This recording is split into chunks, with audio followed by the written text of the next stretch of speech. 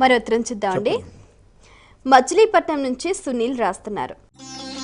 గణపతి తొండం ఏ వైపుకు ఉంటే ఎటువంటి లాభం ఉంటుంది తెలియజేయగలరు అంటూ రాస్తున్నారు. ఆయన యొక్క తొండము ప్రణవస్వరూప వక్రతుండం.